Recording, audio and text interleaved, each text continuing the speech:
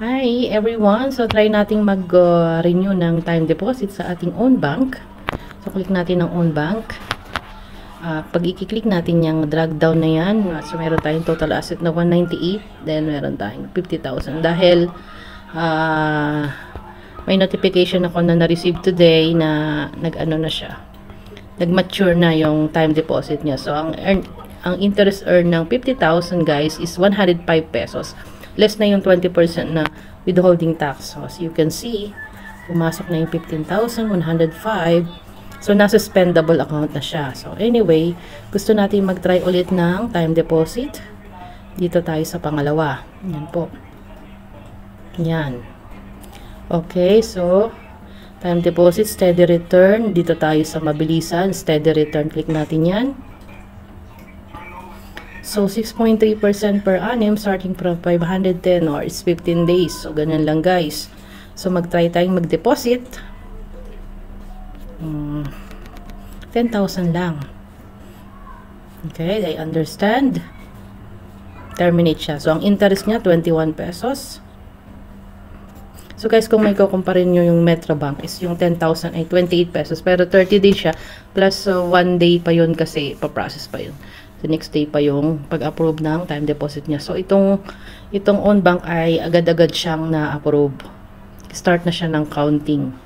So, 21, imagine mo, for 15 days. So, halos na doble siya. 28 pesos. So, konti lang yung difference niya. So, okay na natin yan. Confirm. Then, press the code. Yan, nagkamali ako.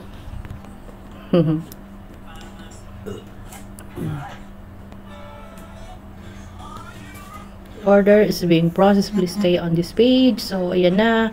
May total assets tayo accruing. So, maturity date niya is April 18, 2024. So, kung mapapansin nyo rito, babago na yung madadagdagan yung total asset na punta sa yan. 40,000. So, 198.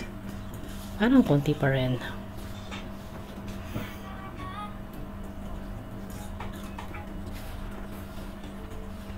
Sana maganda gawing 200,000. Pero okay lang yan guys. Ito naman, pakita ko sa inyo yung Metrobank. So, hindi pa siya matured.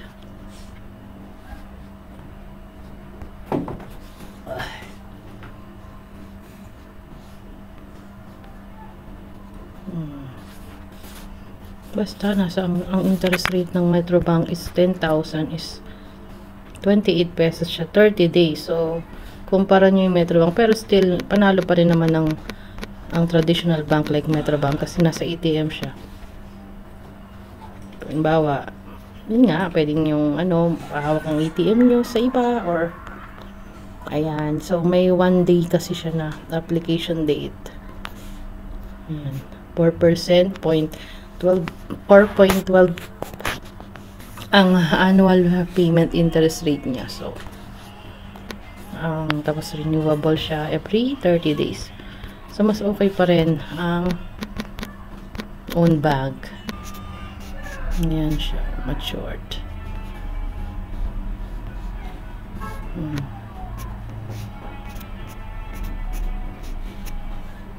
So, ganun lang.